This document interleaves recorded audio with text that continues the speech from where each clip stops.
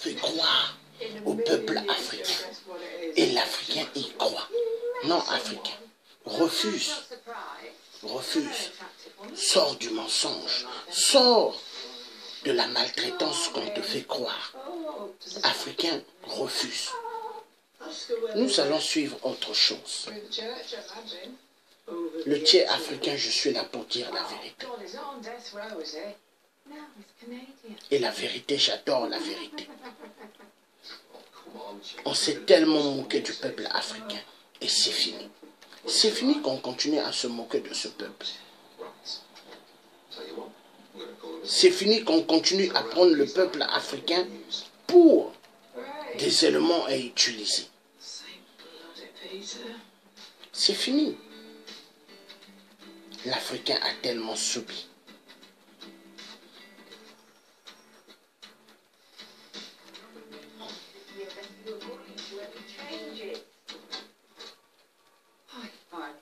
On ne peut pas continuer comme ça.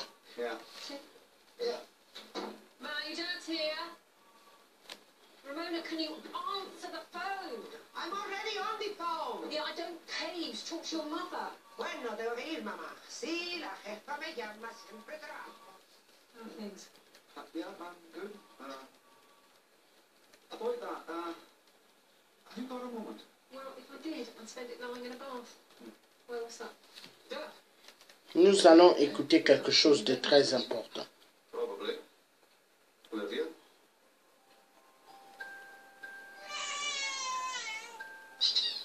Son, do you think this might be a good time to, Go? Yeah. But an essay to write. biology? Which, as you know, is not I'm sure a subject. Karen, it's Benjamin. I'm so sorry for that mistake. Ricky. Yes. So, I mean, that is the land of unconfirmed reports. Yes, we came, we saw, he died. Did it have anything to do with your visit? No, I'm sure it did.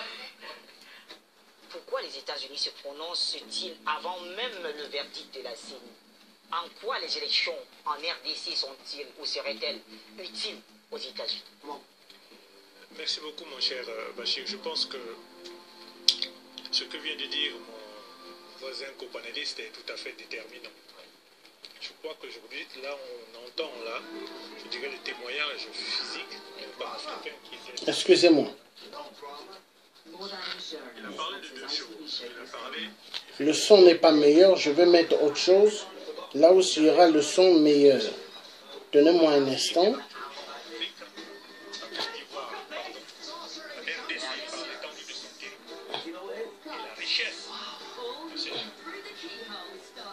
Un instant. Mis de marché, c'est même la même monnaie. Bonjour l'Afrique et bonjour le monde, bienvenue mesdames et messieurs à cette édition d'Appel sur le continent. L'émission des téléspectateurs, la palabre intellectuelle, comme le dit très souvent notre cher Guy Fondop que nous saluons en direct de Kinshasa. Et bien sûr, édition donc consacrée à la République démocratique du Congo. On s'interroge sur ce qu'on considère, en tout cas ce qu'il convient de considérer comme une ingérence américaine. Et oui, les États-Unis, par la voix de Ed Roy, donc, estiment que les élections en République démocratique du Congo n'étaient, je cite, ni libres ni démocratiques. Eh bien, comment comprendre cette ingérence? Pour mieux en parler donc, nous avons nos invités sur le plateau et en duplex de Bruxelles également, où on retrouvera Luc Michel dans les minutes qui suivent. En attendant, on découvre ceux qui sont avec nous ici, parmi lesquels Jean Gouem qui est avec nous, notre géostratège. Et c'est donc le responsable de cette grande école ESIAC, c'est situé à Douala au Cameroun. Bonsoir Jean Gouem.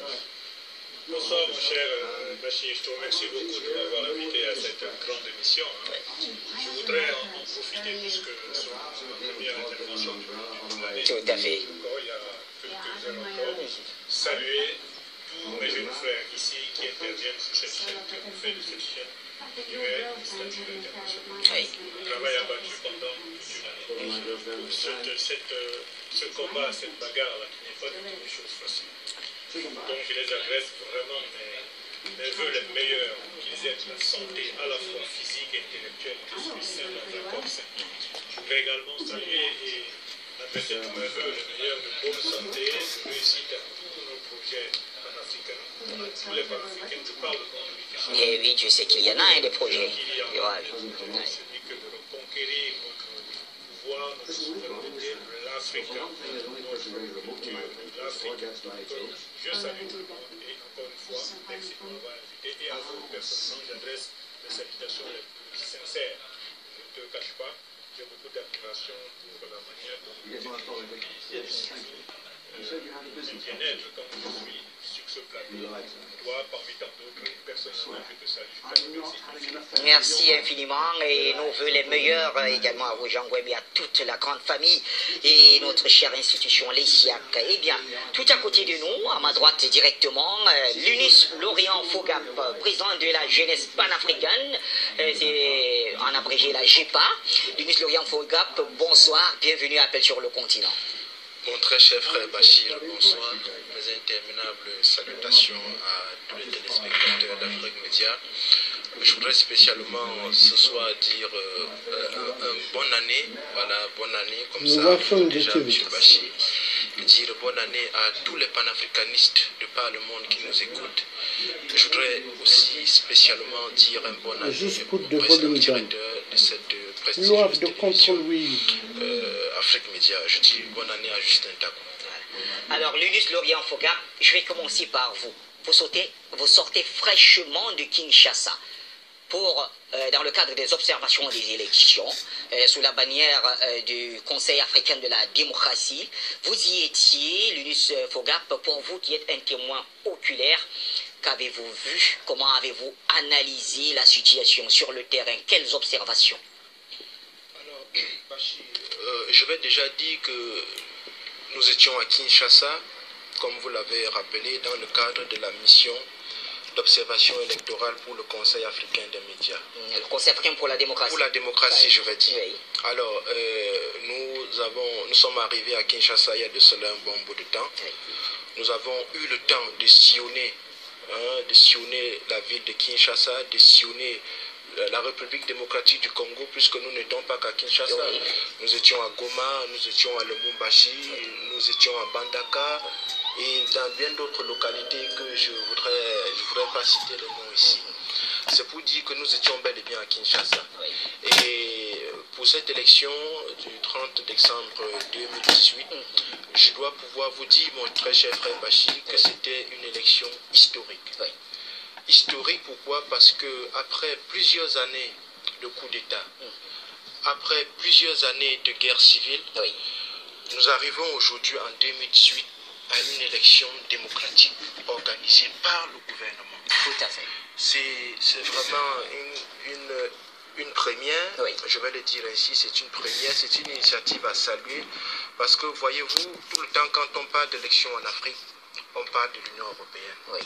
On parle des financements extérieurs, on parle de Paris, on parle de Bruxelles, on parle de Washington. Oui. Mais cette fois-ci, nous n'avons pas entendu parler de Paris. Nous n'avons pas entendu parler de Bruxelles. Nous n'avons ni entendu parler de Washington et même de l'Union européenne. Je voudrais tirer un coup de chapeau aux autorités congolaises pour cette initiative hautement panafricaine. Parce que voyez-vous, Bachir, le combat que nous menons ici est un combat de souveraineté. Nous sommes des indépendantistes, nous sommes des nationalistes, nous sommes des souverainistes. Et il est tout à fait normal que quand un Africain ou quand des Africains posent des actes qui entrent dans le sens du panafricanisme, dans le sens de la souveraineté et de tout ce que j'ai su évoquer, nous devons nous arrêter pour les saluer et pour tirer un coup de chapeau. Tout à fait. C'est ainsi que je voudrais réitérer une fois encore, M. Bachir, mes salutations sincères et mes remerciements aux autorités congolaises. Oui. Quand je l'ai dit, Bachir, je voudrais revenir sur cette mission d'observation. Je vais dire que le 30 novembre, Le 30 décembre. décembre, autant pour moi, 2018, le bureau de vote, je vais commencer par là, Oui. ont ouvert à 6 heures. Il y a une forte pluie qui s'est abattue sur Kinshasa. Mais malgré cette pluie, je dois vous dire que les Congolais sont sortis massivement pour aller accomplir leur devoir civique. À 6 heures, les gens étaient déjà dehors. Et le président même, sortant, Joseph Kabila, est sorti à 6 heures sur une forte pluie pour aller accomplir son devoir civique. quand j'ai fini de parler de l'ouverture des bureaux de vote, je voudrais m'appesantir un temps soit peu sur le matériel électoral. Vous savez, il y a eu trop de débats autour de cette fameuse machine à voter. La machine à voter, alors, qui a été... on lui a donné quand même tous les noms. Du côté de l'opposition, on l'appelait la machine à tricher. Exact. Oui. On a même appelé machine à Nanga, puisque c'est visiblement le président de la CENI, M. Kone Nanga, qui a eu cette initiative de mettre cette machine sur pied pour cette élection. Question de pallier à un certain nombre de difficultés. Voyez-vous, je voudrais un peu revenir sur ce que nous a dit M. Kone Nanga quand il nous a reçus dans le cadre de cette mission à la CENI. M. Kone Nanga nous a dit que en République démocratique du Congo, quand on parle d'élections, il s'agit des élections générales, à la fois présidentielles, législatives et provinciales. Oui. Et il nous a donc rappelé qu'il y avait une kyrielle de candidats. Pour la présidentielle, il nous a parlé de près de 21 candidats. Législatives et provinciales, vraiment, c'est exactement. Oui. Et qu'il était un peu difficile d'imprimer à chaque fois des bulletins, des tas de bulletins, que cette paperasse-là rendait des choses un peu compliquées.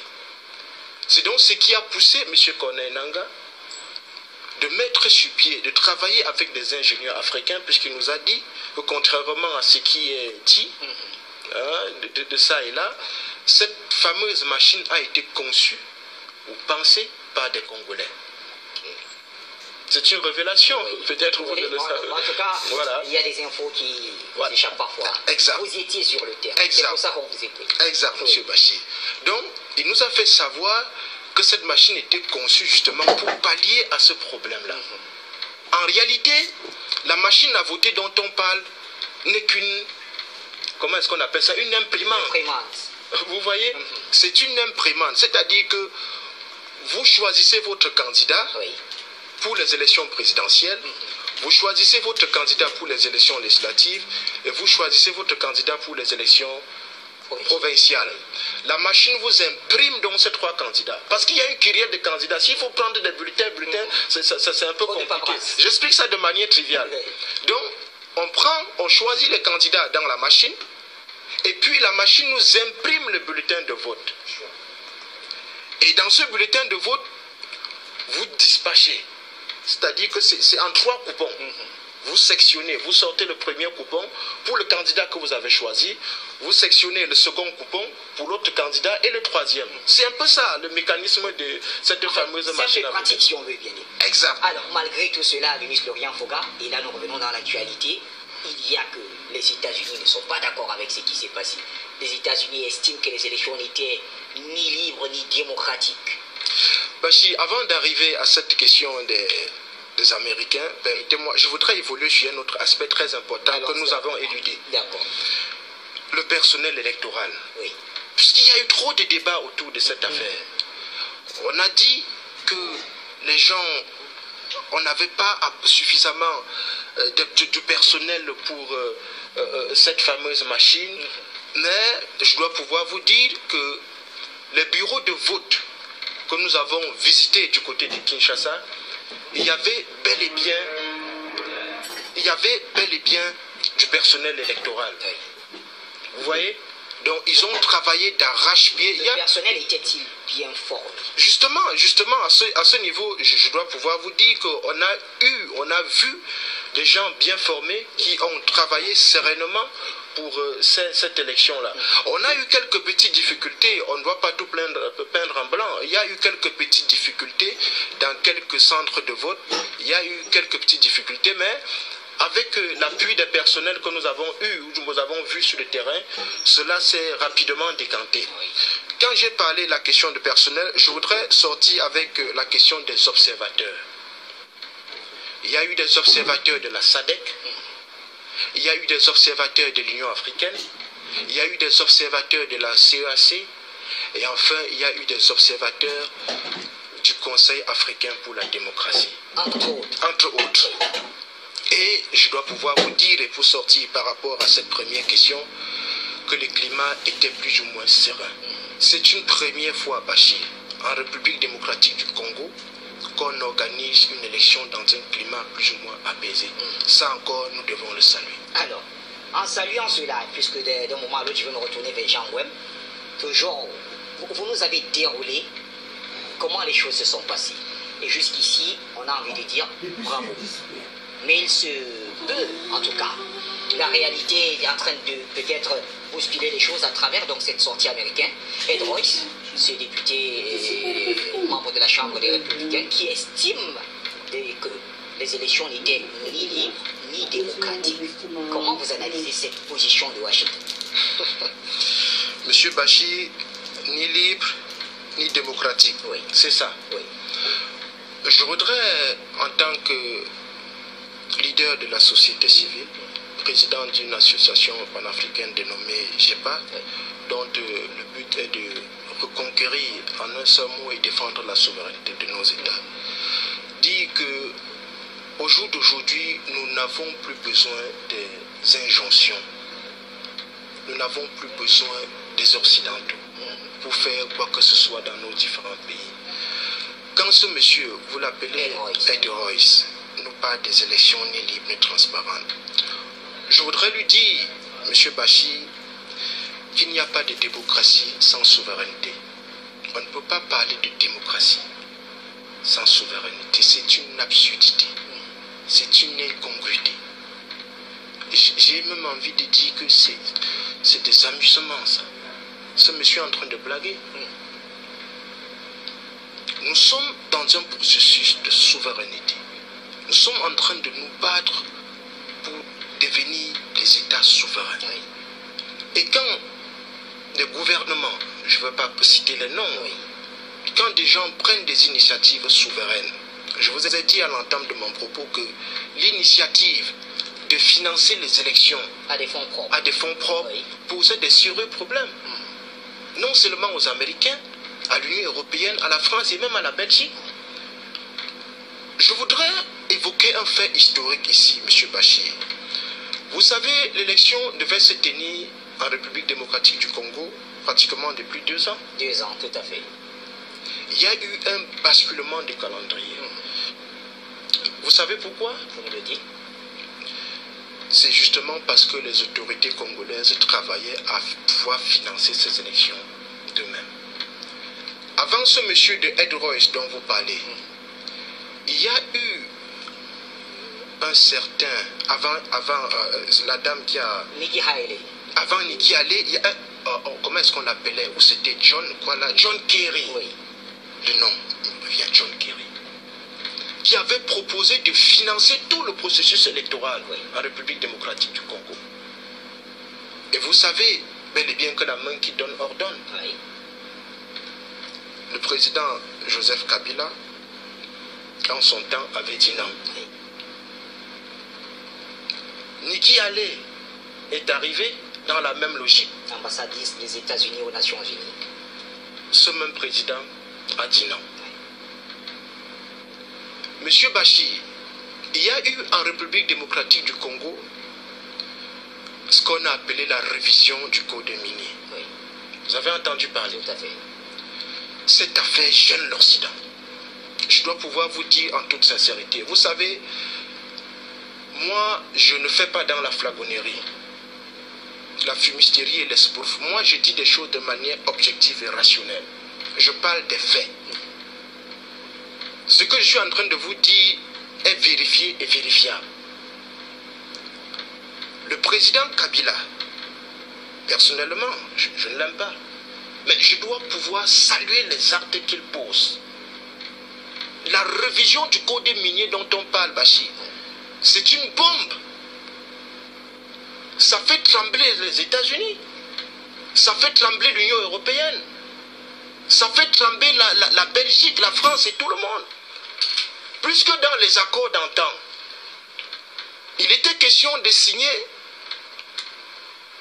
80% pour la multinationale qui exploite et 20% pour l'État. On appelait ça les accords de 80-20, comme ça qu'ils appellent ça. À des moments, c'était 90-10. Mais il y a eu un basculement. Mais alors un basculement. Le vide est gnosiologique. Voilà ce qui gêne profondément les États-Unis. Alors, on a compris jusqu'ici. Linus Programme. Je reviens à vous, Jean Webb. Alors, on a écouté Linus, qui était sur le terrain. Oui. Et je vous retourne la parole cette fois-ci avec l'actualité. Je veux quand même vous entendre sur cette position américaine. Pourquoi les États-Unis se prononcent-ils avant même le verdict de la CENI? En quoi les élections en RDC sont-ils ou seraient-elles utiles aux États-Unis? Merci beaucoup, mon cher Bachir. Je pense que ce que vient de dire mon voisin copanéliste est tout à fait déterminant. Oui. Je crois qu'aujourd'hui, là, on entend là, je dirais, les témoignages physiques d'un panafricain qui était sur le terrain, qui rentre le terrain. fait. Il a parlé de deux choses. Il a parlé effectivement du code minier. C'est très important. Il y a un enjeu considérable. Il ne faut pas oublier qu'actuellement en Afrique, la Côte d'Ivoire, pardon, la RDC par l'étendue de son territoire et la richesse de ces terres, je dirais que c'est une richesse affolante qui rend fou. Donc il y a ça. Il y a aussi le fait que les Américains, est-ce qu'on est surpris? C'est un peuple qui est né sur un système capitaliste, génétiquement, je dirais, impérialiste.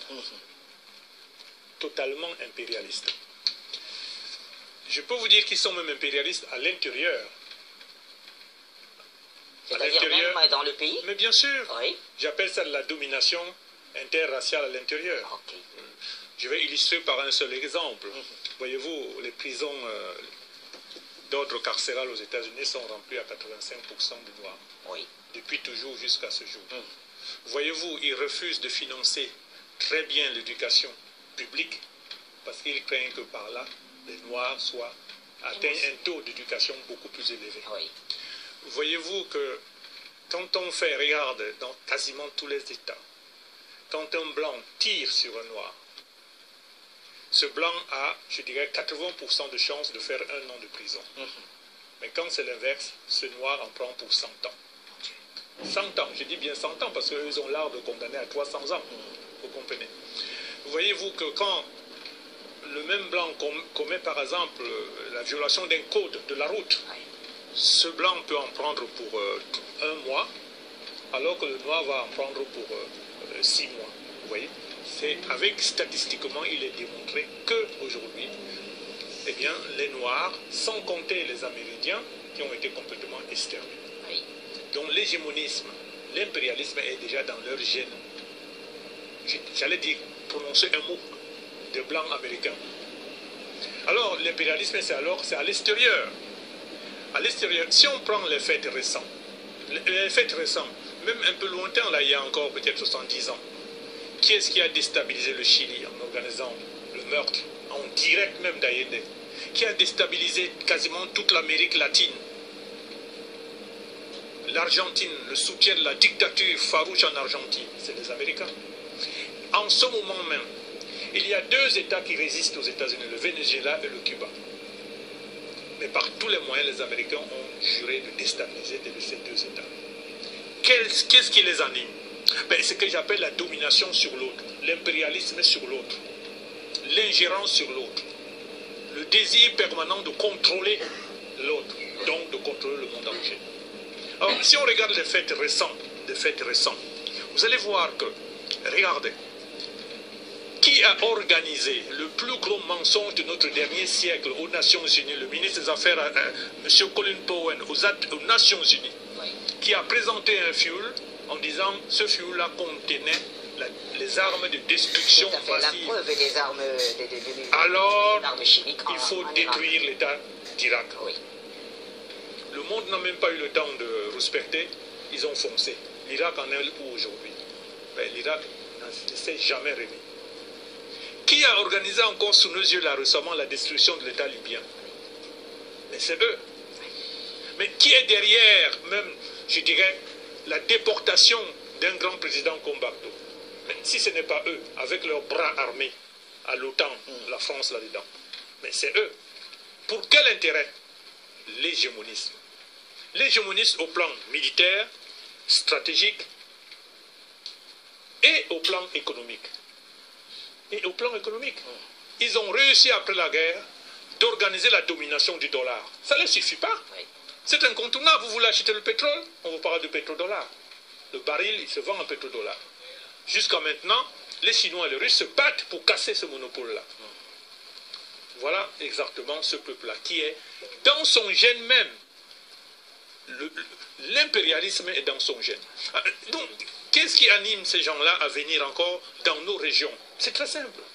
C'est très simple. Il faut continuer. Mais qui a organisé la division du Soudan? Ce n'est pas eux, mais c'est des exemples.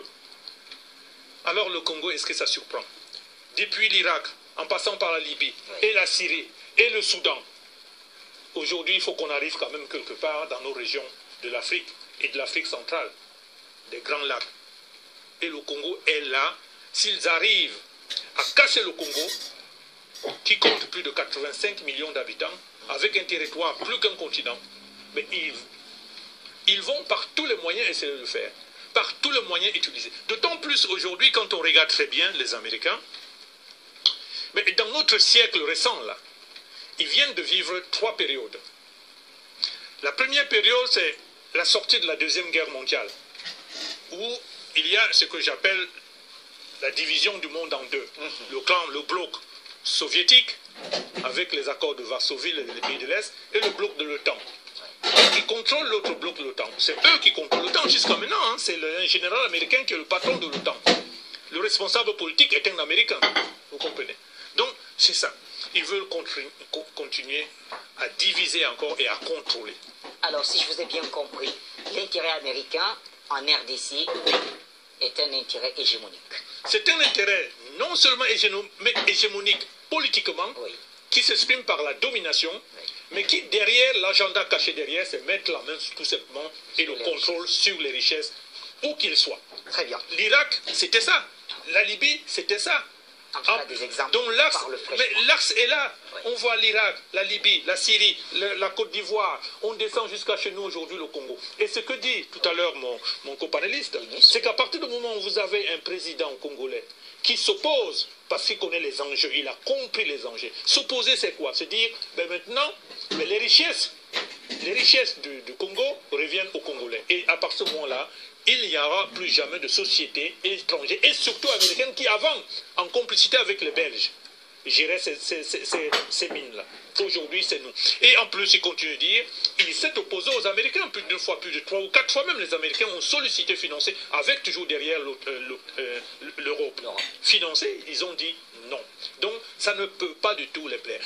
Pour cela, mais ils ont les bras armés, parce que finalement, au final, et je vais chuter là-dessus, qu'est-ce qu'ils demandent aux Congolais? Mais qu'est-ce qu'ils demandent au président congolais? Ils lui ont dit, il faut arrêter comme ça. C'est ce monsieur-là qui a organisé la nouvelle constitution, qui débouche sur ces élections. Depuis 2 ans, ils cherchent le financement, ils les ont en intérieur auprès de l'Union africaine. C'est ce monsieur-là qu'ils ont, d'après la Constitution, ne doit plus se présenter. Il ne se présente pas. C'est une autre personne qui présente. Même si cette personne appartient à son parti. Quel est le pays au monde, quand on quitte le parti, quand on quitte le pouvoir, on n'arrange pas à ce que son défunt venant du parti gouverne? Mais, donc, je ne comprends pas très exactement. Donc, en fait, on reproche au Congo ce que le monde entier fait. Mais on reproche à M. Kabila, c'est qu'eux, ils font par ailleurs. Très bien. Alors, vous comprenez? Prenez les images au moment où il y a le transfert de pouvoir aux États-Unis. Oui. Madame Clinton est battue. Oui. Regardez la photo de M. Obama. Il pleure parce qu'il n'a pas réussi quoi? La transition avec Madame Clinton. Tout à fait. Donc, vous comprenez? Je reviens à vous. Voilà la situation. Un très beau tableau qui résume un peu ce qui se passe au Congo. Oui, mais juste une seconde. Allez-y, en quelques secondes. Juste une seconde. Et nous sommes dans un monde aujourd'hui, parce que comme ils gouvernaient à 2 avec l'Union soviétique, après en 89-90, ils ont de manière affolante et insolente gouverné le monde de manière unipolaire. C'était eux qui avaient la même mise sur le monde. La Russie n'existait plus. La Russie n'existait plus.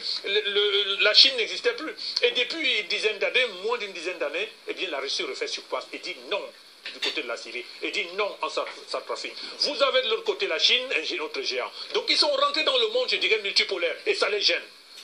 Très bien. On a bien suivi Jean Gouem. Allons donc donner la parole à notre ami Badway de la Côte d'Ivoire. Alors, Badoué est parti, mais Pasteur Soa est là. Pasteur Soa, bonsoir. Bienvenue à Appel sur le continent. On vous écoute. Pasteur Soa est là. Pasteur Soa, bonsoir. Bienvenue à Appel sur le continent. On vous écoute. Bonsoir Bachir. Bonsoir, je voulais saluer le professeur. Je voulais saluer Lulu, son Fogat. Quand même, il dit qu'il a été convaincu finalement par le président Ouattara, c'est pas mauvais. Nous continuons le combat. Donc, Bachir, c'est important ce que Lulu Fogat a dit, c'est important ce que le professeur Ngoué a dit. Et je vais simplement dire d'abord, dans un premier temps, Bachir, il faudrait que tous les pasteurs, d'abord panafricains, qui nous suivent, il faut qu'ils soient informés que nous continuons toujours la prière sur Afrique Média, parce qu'on venait de nous informer que l'antenne de Yaoundé, il y a des complications et ça n'émet pas. Donc, tout ça sont des attaques, c'est vrai, il peut y avoir des attaques techniques, mais nous pouvons passer au côté spirituel. Donc j'informe toujours les pasteurs à prier pour la télévision Afrique Média et toujours pour l'Afrique centrale et surtout pour le Congo où c'est actuellement les élections. Donc j'en ai fini. Je reviens maintenant sur le sujet que avec ces élections, comment comprendre les gérances américaines. Mais les gérances américaines, c'est ce que les deux qui sont sur le plateau ont quand même expliqué et défini. Mais Bachir, ce que je voulais dire également au peuple congolais, je voulais dire quelque chose de très important. Je voulais demander au peuple congolais de faire du 30 décembre 2018 une date illustre et que cette date soit une date gravée, ineffaçablement gravée dans leur cœur. Une date dont eux-mêmes là, ils vont enseigner avec fierté à leurs enfants plus tard. Parce que cette date-là marque également une décision, cette date-là marque également une séparation, cette date-là marque également une force et la démocratie africaine. Parce que c'est ce que Lulu Fogat vient d'expliquer, lui qui est allé sur le terrain. Mais ça nous met la joie dans le cœur. Alors que les autres chaînes étrangères ont dit qu'il y avait du chaos, il y a eu des morts, tout ça. Et avec ce que le procès vient de lui dire, c'est comme si le Congo était dans un désastre total. Mais vous venez également de faire une situation pour montrer au monde entier avec cette télévision Afrique Média qui est en train de libérer non seulement l'Afrique, qui est en train de libérer le monde entier, qui est en train de libérer les Africains. Donc, Bachir, je voulais également saluer, rendre hommage au directeur, celui qui a pensé à ce grand projet, à cette vision également de cette de communication également aujourd'hui qui est en train de pouvoir booster, qui est une bombe également qui aujourd'hui qui est en train de démanteler tout le système médiatique occidental qui était dans un conglomérat total de sorte de pouvoir détruire également le monde. Mais Dieu soit loué et que nous avons Afrique Média qui regarde les choses. Donc, Bachir, au risque de me répéter, je vais sortir pour dire que Dieu bénisse Afrique Média, que la grâce de Dieu soit avec mon ami Aton Awana, et je salue également Marc de la France, et que Dieu soit avec le Congo, et que tout se passe bien, et que le Congo montre vraiment à l'Afrique que nous avons grandi, que nous n'avons pas besoin de l'ingérence américaine, l'ingérence occidentale, l'ingérence européenne, et que nous-mêmes nous pouvons marcher sur nous-mêmes profonds, et nous pourrons également tout organiser. Donc voilà ce que je voulais dire, c'est parce que soit de tout le Ghana, que la grâce de Dieu soit avec le Cameroun. Merci. Allez, merci à vous, Pasteur Soa, depuis le Ghana. Nous restons au téléphone avec mon cher ami Dikongé. Bonsoir, Dikongé. Bonsoir. Bonsoir. Bonne et heureuse année à vous en plus. Mais bonne heureuse année à vous. Ceci dit, c'est en juin normalement que sur notre terre on fait la nouvelle année, mais bon, ça c'est un autre débat. Voilà.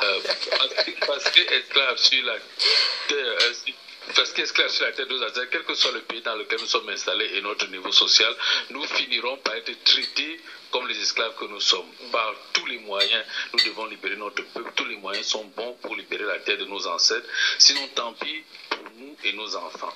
Bonjour aux indépendantistes africains. Bonjour aux utilisateurs du franc des colonies françaises d'Afrique. Monnaie qui permet de maintenir mon peuple et ses pseudo-dirigeants en esclavage. Le problème avec nos frères, c'est qu'ils ne savent pas ce que c'est que la guerre. Ils s'amusent beaucoup. Ils croient que la guerre, c'est juste avoir le pistolet et tirer dans l'air 4, 5, 6 coups de feu et puis c'est bon. Rappelez-vous, il y a un moment, Kabila a dit, il y avait quelque temps, il avait demandé au, je ne sais pas comment s'appelle l'ONU qui est là-bas. La MONUSCO. Voilà, toujours l'ONU de quitter le territoire zaïrois, qu'on appelle aujourd'hui congolais. Alors, et, ils ne sont pas partis et ils n'ont rien fait. Et j'avais dit à ce moment, mes frères, demandez le soutien du Dieu suprême, le peuple congolais. Le problème avec nos politiques, c'est qu'ils pensent qu'ils sont toujours plus malins que tout le monde. Et ils ne savent pas que ceux qui les encouragent à faire ce qu'ils font, encouragent aussi leurs ennemis parce que quand il y a le feu, on appelle ça chaos contrôlé. Quand nous nous battons, les autres pillent. Regardez par exemple pour le Cameroun, je suis obligé de revenir dessus. Pendant qu'on parlait de politique et tout ça, on parle de nord-ouest, sud-ouest, extrême nord, machin, Bolloré il est en paix. Hein? On n'entend même plus parler de Cameroun. Il va bien, le franc CFA se porte très bien, les banques étrangères qui sont dans notre pays continuent de piller allègrement, et nous souffrons. C'est la même chose pour le Congo.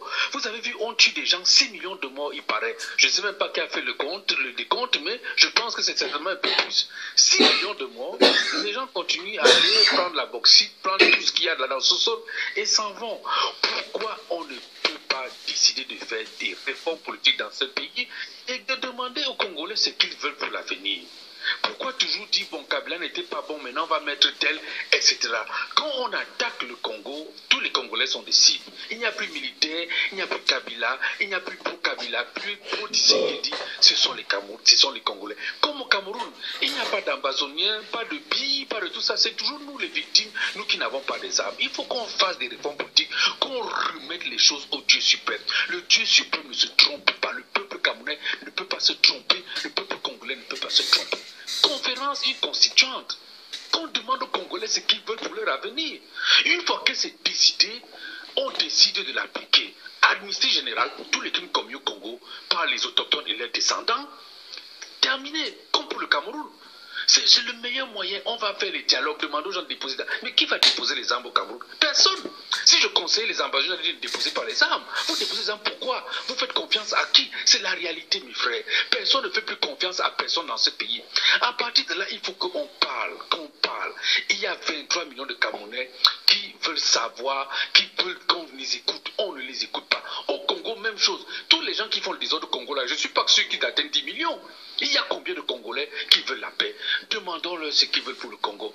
Constituante, référendum, et on applique ça. Et vous allez voir, tout ça va finir. Tous ces voleurs de l'ONU vont fuir le pays. Ils vont fuir le Cameroun. Ils vont fuir la Côte d'Ivoire. Ils vont fuir les alliés. Si on ne s'appuie que sur quelques personnes qui pour les uns sont légitimes, pour d'autres ne le sont pas, vraiment mes frères, on va continuer dans le même bateau et c'est toujours des morts et des morts. On peut vouloir le bonheur, mais si on le prend mal, vraiment, croyez-moi, on court à quelque chose qui sera terrible pour nous. Je n'ai rien contre ces présidents, croyez-moi. Je peux vivre avec tous les diables de la planète, tous les dieux de la planète, je n'ai aucun problème. Mais il faut qu'on s'asseye et qu'on pense à notre avenir. Si on ne le fait pas, nous resterons des esclaves. On tabasse les Noirs en Europe, on tabasse les Noirs en Asie, on tabasse les Noirs en Inde. Ah, chez nous encore, on nous tabasse, on nous tue, on nous vend en Afrique. Ah, ça va s'arrêter quand? Je ne sais pas. Je souhaite ainsi. Je vous remercie et bonne continuation. Merci, dit Conguet. Nous espérons que tout cela va s'arrêter. Et je crois que nous sommes sur la bonne voie, puisqu'il y a des propositions comme les vôtres. Restons au téléphone. On va prendre 2 autres appels. Et puis, on va du côté de Bruxelles. On me fait savoir que tout est prêt avec Luc Michel. Allô, bonsoir. C'est un appel de Batouri, à l'est du Cameroun. Monsieur Messi, bonsoir.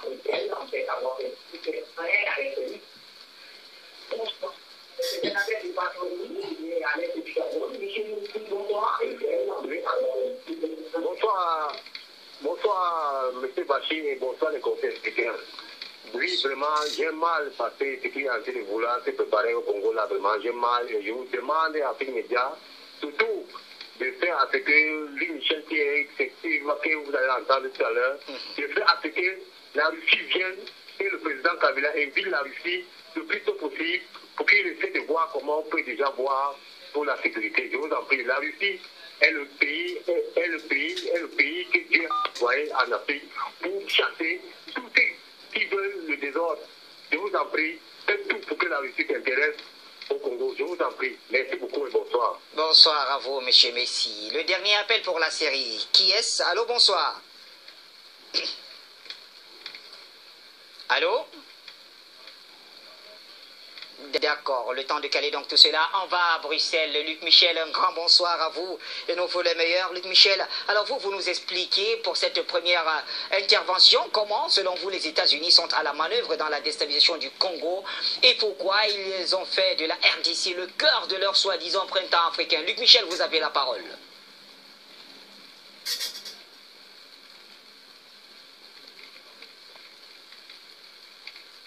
Un grand bonjour à vous et à toute l'équipe technique.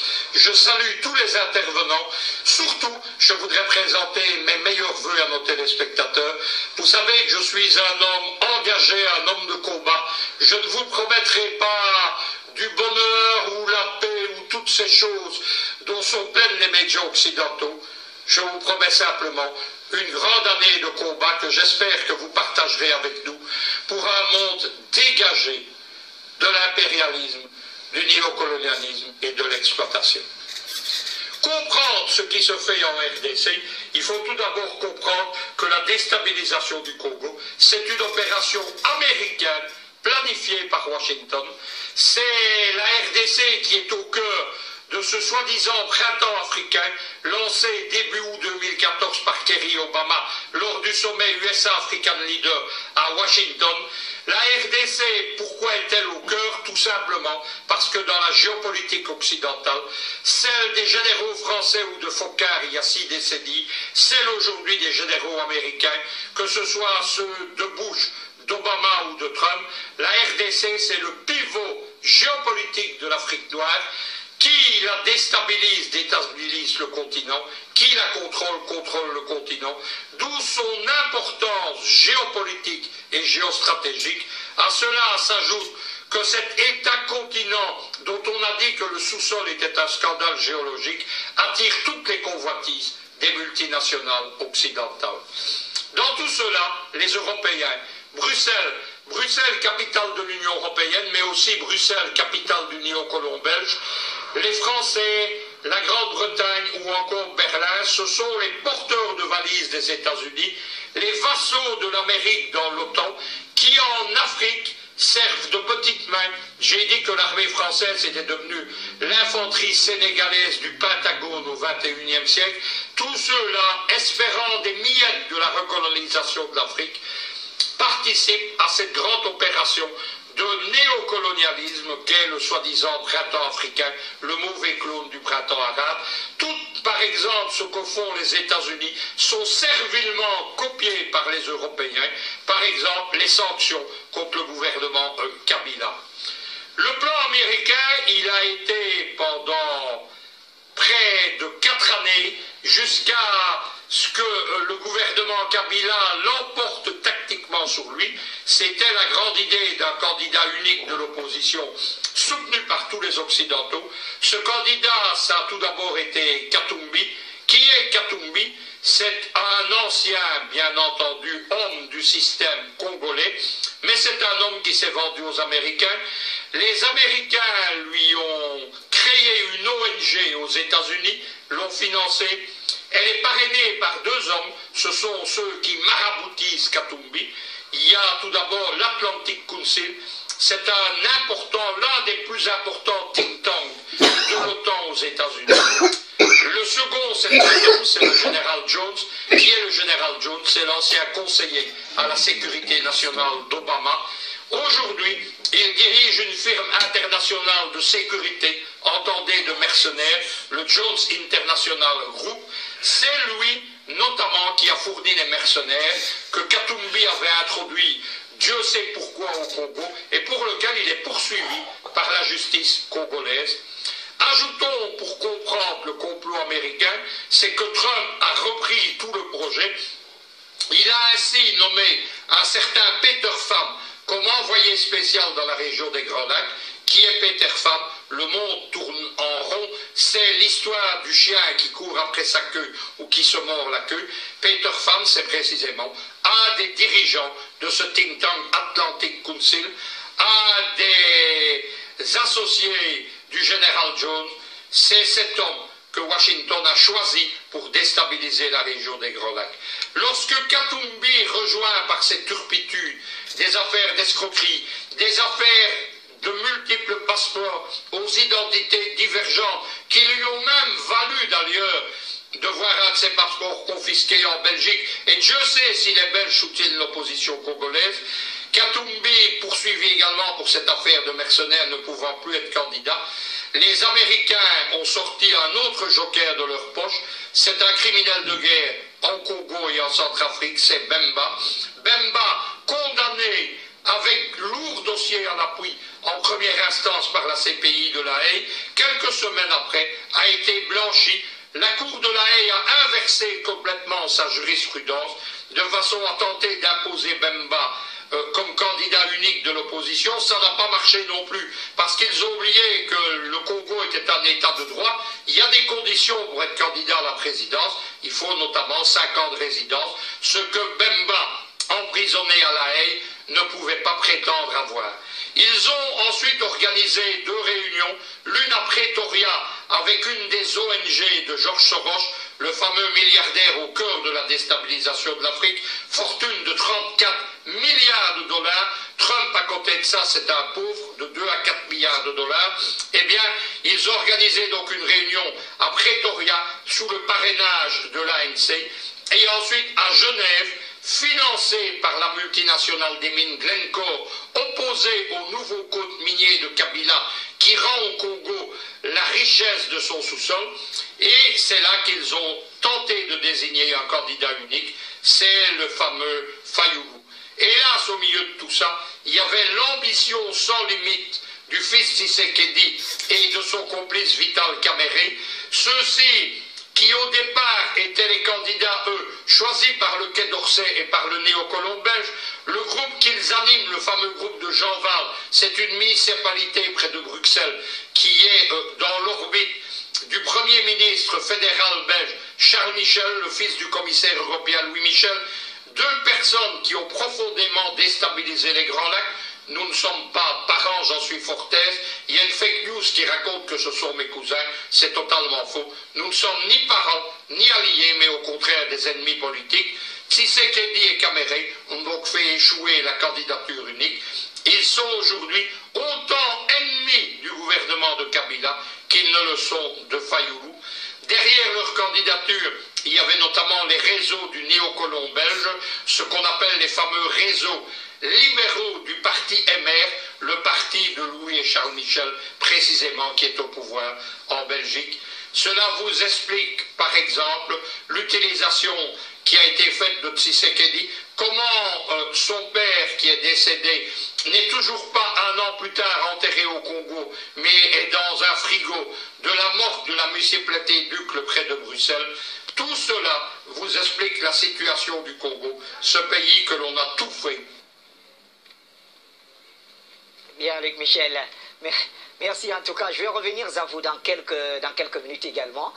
En tout cas, on a eu assez d'éléments en provenance de notre cher Luc Michel pour mieux comprendre cette volonté déstabilisatrice, en tout cas des États-Unis, vis-à-vis du Congo et des autorités dirigeantes. L'UNUS Fogap, un autre aspect de notre émission, revient sur ce qui se passe en ce moment au Congo, avec notamment certains médias qui sont interdits. En tout cas, le signal est bloqué à l'intérieur du pays, et les correspondants de ces médias qui ont été renvoyés, tout simplement.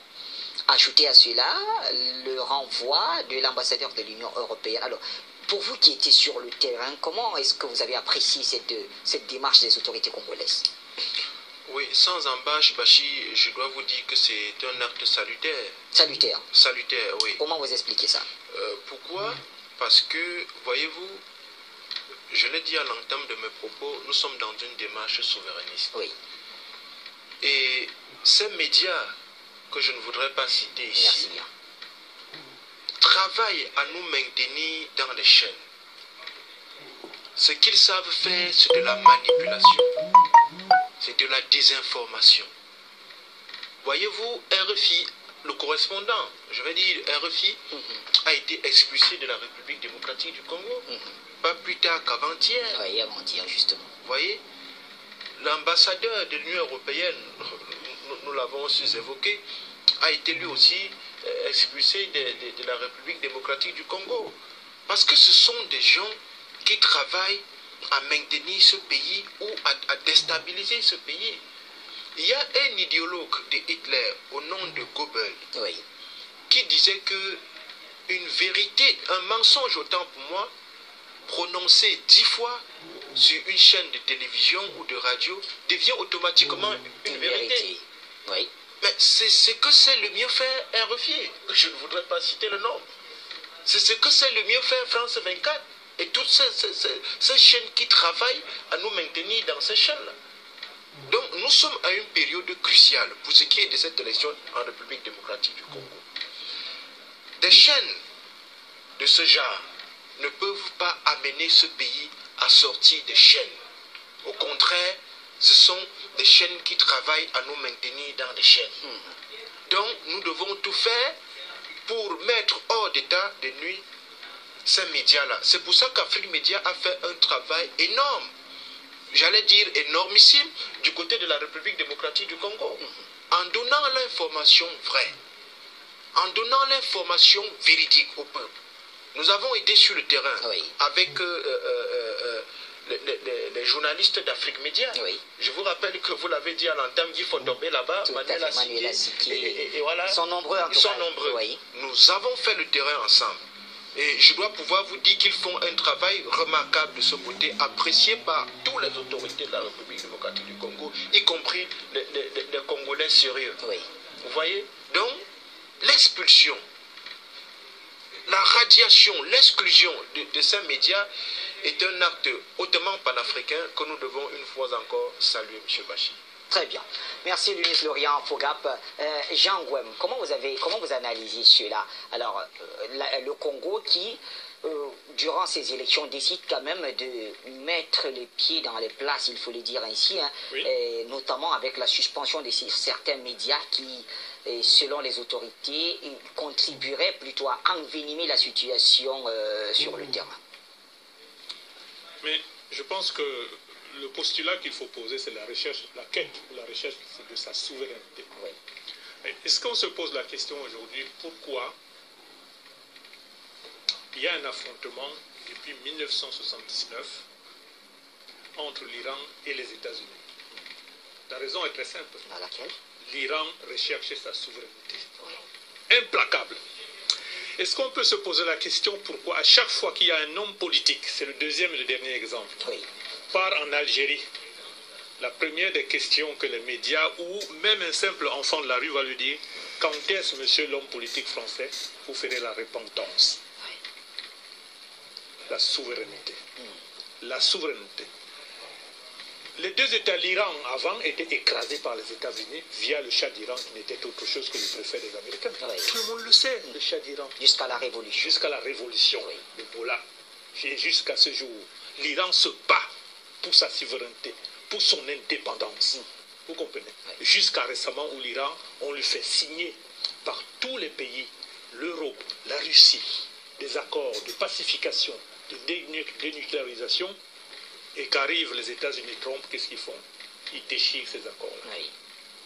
Ils ne veulent pas entendre parler d'un peuple qui est à la quête de sa souveraineté. Mais il en est pour les pays comme l'Algérie. Alors, la quête de la souveraineté, c'est quoi? À partir du moment où vous commencez à réclamer « je veux ma monnaie », je veux construire une industrie. À partir du moment où vous commencez à dire « je suis capable d'organiser mes élections quand je veux, où je veux et avec les moyens que je veux, mon peuple, parce que je suis issu des urnes légitimement et je conduis la destinée de mon peuple à son indépendance, vous devenez un ennemi d'office. » Mais prenons même un exemple très simple. Vous savez que les États-Unis ont utilisé, et l'OTAN et l'Europe ont utilisé la CPI, la Cour pénale internationale, pour abattre un certain nombre de dirigeants africains jusqu'à maintenant. Hein. Gbagbo, ils sont toujours là, ils ne veulent toujours pas, hein, mais ils vont le libérer. Vous comprenez? Très bien. Mais le jour, il y a encore 2 mois ou 3 mois, quand cette même cour, un des juges ou le procureur, Madame Bensouda, a osé dire qu'il serait possible que nous puissions lancer une enquête sur les crimes de soldats américains en 2015 en Afghanistan. Vous avez vu la réaction des Américains? Vous mêlez le droit. Qui vous a donné la souveraineté? Vous êtes légitime de quoi? Vous voyez très bien la question. Donc, moi, j'ai dit... On est jusqu'à menacer de traduire les... Mais oui, lancer un mandat d'arrêt international contre tout juge. La CPI, vous comprenez, la question est là. Donc, moi, je pense que les décisions qui ont été prises par les autorités congolaises sont des décisions qui vont dans le sens de la quête de leur souveraineté. Vouloir avoir un contrôle sur le code minier qui revient aux Congolais, c'est la souveraineté. Vouloir tout simplement dire que nous sommes capables de financer nos élections, c'est la quête de la souveraineté. Au mieux, nous allons solliciter quoi? Que l'Union africaine nous vienne en aide. Et vouloir comprendre tout simplement que, comme vous posez la question, mais pourquoi RFI? Pourquoi les ONG européens sont-ils interdits? Mais tout simplement parce que les RFI, France 24, les ONG européennes, c'est les bras armés des Occidentaux. Bon Dieu, ils viennent, mais ils viennent bourrer tout simplement d'honorables correspondants pour déstabiliser. Ils ont leur réseau qui part du Gabon avec l'opposant qui arrive où? Au roi du Maroc et passe par qui? Par Ouattara, en Côte d'Ivoire, vous comprenez tout ça là? Tout ça c'est organisé, c'est leur agenda. C'est leur agenda. Donc, et que fait la souveraineté aussi? C'est la quête de dire que tout ce qui concerne le contrôle des médias, c'est notre peuple, ce n'est pas vous. Et c'est ça que, c'est pour ça que nous luttons. C'est pour ça qu'Afrique Média est en quête de sa souveraineté, de dire aux Africains, mais battons-nous pour conquérir notre culture et notre souveraineté des Africains. C'est ça. Donc soyez pas surpris que vous recevez des attaques des personnes diverses qui sont les bras armés, tout simplement. Mais RFI, c'est le bras armé de l'Occident. Vous le saviez ou pas, mais tout le monde le sait. À l'époque, même jusqu'à maintenant, c'est les honorables correspondants. Les ONG qui viennent ici et critiquer et disent « Oui, mais ce que vous avez fait n'est pas bon. » La seule élection qui est bonne, qui a réussi au monde, c'est l'élection de Trump, qui fait l'objet des tribunaux en ce moment. Oui. Mais c'est la seule, hein? Vous comprenez? C'est la seule. Les autres chez nous, non, ce n'est pas bon, parce qu'ils ne sont pas là. Parce qu'ils n'ont pas fabriqué leur candidat. Parce qu'ils ont réussi quand même, la CPI qu'ils contrôlent, à mettre d'un coup M. Bemba en prison, et puis à le ressortir pour lui dire, va te présenter là-bas pour nous. Oh. Mais ça n'a pas marché. Parce qu'ils ont réussi à organiser cette opposition à Genève pour dire maintenant signer un accord pour que vous soyez le candidat unique. À Genève, ça s'est passé. Mais ça n'a pas réussi. Donc vous comprenez très bien que la quête de la souveraineté reste permanente pour tout panafricain. Très bien. Notre combat, c'est celui-là. Le combat, c'est celui de la souveraineté. Allons au téléphone avec Nguessan qui nous appelle. Je crois bien c'est Nguessan. C'est un appel de la Belgique en tout cas. Allô, bonsoir.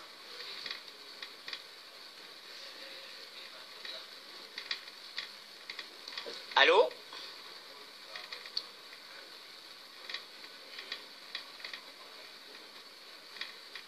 Alors, je n'ai pas le retour sur le plateau.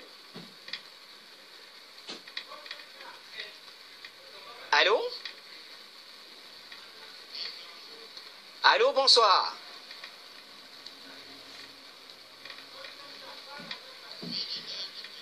Alors là, on n'a pas le retour de l'appelant. Allô? Oui, bonsoir. Oui, allô, bonsoir. Voilà, vous êtes en direct, on vous écoute maintenant. Ok, merci beaucoup, Bachir. Je voudrais profiter de l'antenne pour dire bonne année à tout le monde. C'est comme Patrick depuis la Belgique. Donc, je voudrais dire à propos du sujet que je suis tout à fait d'accord entre la position du gouvernement congolais. Dans on va organiser les élections de cette façon-là. Donc, ici, on voit. Yeah, make sure you turn it off before. On vous I écoute, don't know why allez-y. you do that. Des petits soucis avec cet appel. On n'arrive pas à bien écouter notre appelant, malheureusement. Oui, ouais. Voilà. plus, c'est ce que nous constatons tout simplement. Yunus Fogap, avant d'aborder un autre aspect, voilà. L'appelant est toujours en ligne. D'accord, on va reprendre quelqu'un d'autre depuis la Côte d'Ivoire cette fois-ci. Allô, bonsoir. Allô?